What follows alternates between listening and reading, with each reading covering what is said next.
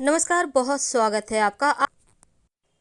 भगवान सूर्य और शनिदेव को प्रसन्न करने के लिए मकर संक्रांति के दिन कुछ विशेष उपाय किए जाते हैं।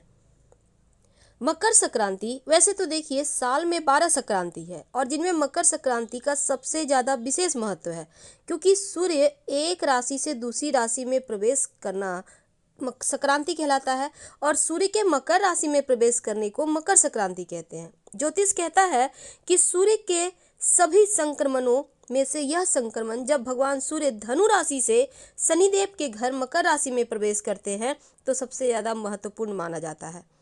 मकर संक्रांति के दिन सूर्य उत्तरायण होते हैं और इसीलिए इस दिन पूजा पाठ दान करने का अपना विशेष महत्व है। मान्यता है कि इस दिन दान करने से उसका फल कई गुना ज़्यादा हो जाता है और पौराणिक मान्यता के अनुसार मकर संक्रांति पर कुछ उपाय किए जाएं तो घर में सुख सौभाग्य सब बढ़ता चला जाता है। शास्त्रों की अगर हम माने तो मकर संक्रांति के दिन सूर्योदय से पहले स्नान कर ले। ऐसा करने से 10,000 गोदान का फल प्राप्त होता है।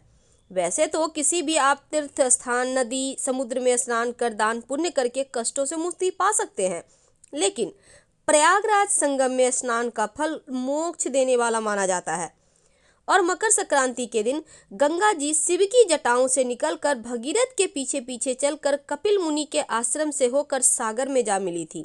इसीलिए इस दिन गंगा सागर और गंगा स्नान का भी महत्व है। लेकिन अब यहाँ पर देखिए, अगर आप घर में ही नहाना चाहते हैं, नहीं जा पा रहे हैं नहाने के लिए आप कहीं भी, तब ऐसे में नहाने के पानी में गंगा जल या फिर 2-4 काला तिल के दाने डालकर नहा लें। इसके बाद तांबे के लोटे में जल भरकर लाल पुष्प, लाल चंदन और काला तिल डालकर भगवान सूर्य का मंत्र जप करते हुए उन्हें अर्घ्य दें।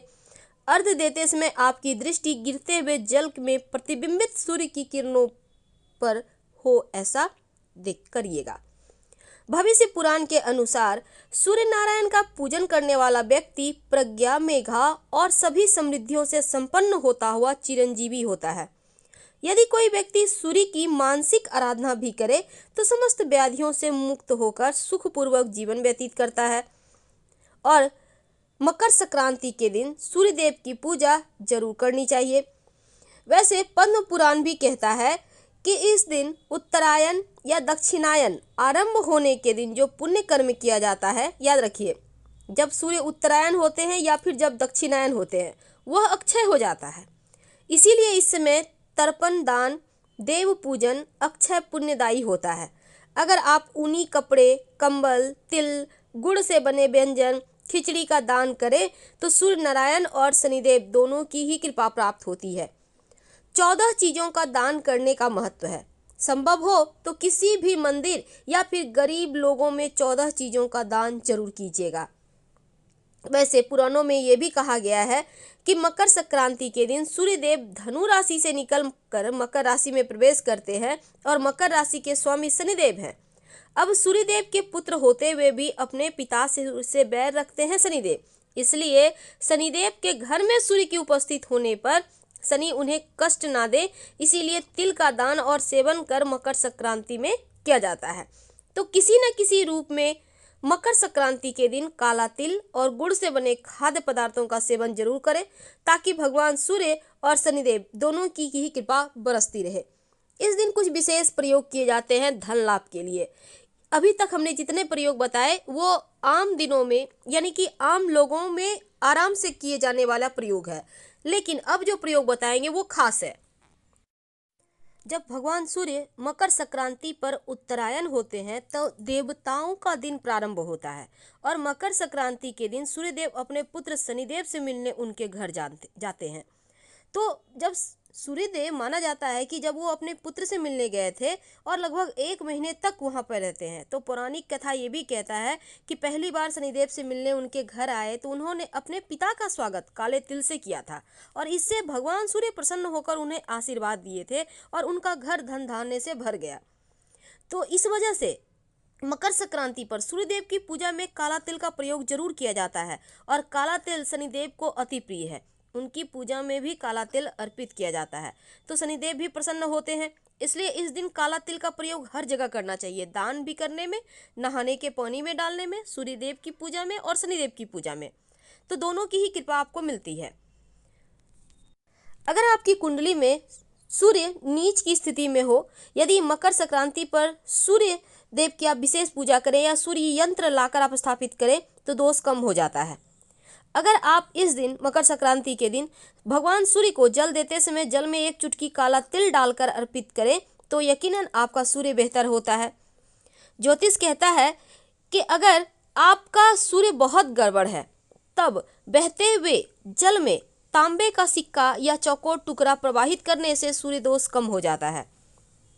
अगर आप लाल कपड़े में गुड़ और गेहूं बांधकर किसी जरूरतमंद को दान करते हैं तो हर इच्छा पूरी होती है। मकर संक्रांति के दिन गुड़ और कच्चा चावल बहते हुए जल में प्रवाहित करना भी शुभ माना जाता है और ये प्राचीन काल से होता आ रहा है। वैसे सूर्य देव को प्रसन्न करना हो तो इस दिन पके हुए चावल में गुड़ और दूध मिलाकर खाना चाहिए, यानी चावल का खीर, या फिर आप चाहें तो चावल बनाकर उसमें दूध गुड़ मिलाकर थोड़ा थोड़ा खाएं। सूर्य देव प्रसन्न भी होते हैं और शुभ फल भी मिलता है। जितना ज़्यादा संभव हो गर्म कपड़े, घी, चावल, दाल की खिचड़ी और कंबल इस दिन आप दान जरूर करें। जो भी चीज़ आप दान करते हैं कम से कम 14 की संख्या होनी चाहिए। एक ही चीज़ जरूरी नहीं है, सारे चीज़ मिला के 14 की संख्या में आप दान कर सकते हैं। सबसे ज़्यादा महत्व तिल या तिल से बने मिठाई के दान करने का है। मकर संक्रांति के दिन एक महाप्रयोग किए जाते हैं और वो प्रयोग है दीपक और कौड़ी का। सबसे पहले तो मकर संक्रांति के दिन सुबह में शुभ मुहूर्त में आप 14 की संख्या में कौड़ियाँ ले लें। अब इन्हें थोड़ा सा कच्चा दूध ले लें, उसमें 1-2 पंखुड़ी केसर का डाल दें, केसर ना हो तो 1 चुटकी हल्दी डाल दें। अब इससे कौड़ी को अच्छे से धोकर, यानी कि उसको स्नान कराना कहते हैं, स्नान करा लें। अब गंगा जल से शुद्ध करें, एक प्लेट में या पूजा के किसी बर्तन में आप इसको रख लें। माँ लक्ष्मी के सामने 2 दिया जलाएं, एक घी का और दूसरा तिल के तेल का। अगर तिल का तेल ना हो तो सरसों के तेल का दीपक में 2-4 दाने तिल का डालकर जला दें। तिल के तेल का दिया बाएं तरफ रखिए और घी का दाहिने तरफ। अब इसके बाद ओम संक्रांत्याय नमः 14 बार मंत्र पढ़कर इसको सिद्ध कर लीजिए, ये सिद्ध हो जाएगा। इसके बाद सूर्य की जो संक्रांति की पूजा आप करते हैं वो भी कर लें और दान की सामग्री का आप अच्छे से सब कुछ करके आप कर लें। ठीक 12 बजे इन कौड़ियों को भगवान के पास से, लक्ष्मी जी के पास से उठा लें और उन्हें अलग अलग शुद्ध और बरकत के स्थान पर रखिए। जैसे कि एक अपने पर्स में रख लें, अलमारी में रख लें, एक पूजा स्थान पर रख लें, अपने किचन में छुपा कर रख दें, सब जगह लाल कपड़े में बांध कर रखते जाइएगा। अपने बेड के नीचे रखें, काम करने के जगह पे रखिए, भंडार घर में रखिए, यानी हर जगह रख दें। बाकी सारे बचे हुए आप उठाकर माँ लक्ष्मी के तस्वीर के पीछे में छिपा कर रख दें या साइड में। तो ये काम सिर्फ संक्रांति के दिन ही करना है। इसके बाद दीपक का स्थान बदल देना है, यानी कि जो पहले दाहिने तरफ था उसे बाएं तरफ रख दीजिए और जो बाएं तरफ था उसे दाहिने तरफ रख दीजिए। अगर जल कम हो रहा है तो फिर से जला दीजिए उसको। और तिल के तेल का दीपक शाम को दहलीज पर रख दीजिएगा और घी का दीपक तुलसी के चौरे पर लगा दीजिएगा। यह प्रयोग सुख, समृद्धि, धन, धान्य, लक्ष्मी और सफलता सबको बढ़ाने वाला है। जरूर करें। हम फिलहाल विदा लेंगे। धन्यवाद। जानकारी अच्छी लगे तब लाइक कर सब्सक्राइब करें, अपनों से शेयर करें और कमेंट में हर हर महादेव जरूर लिखें।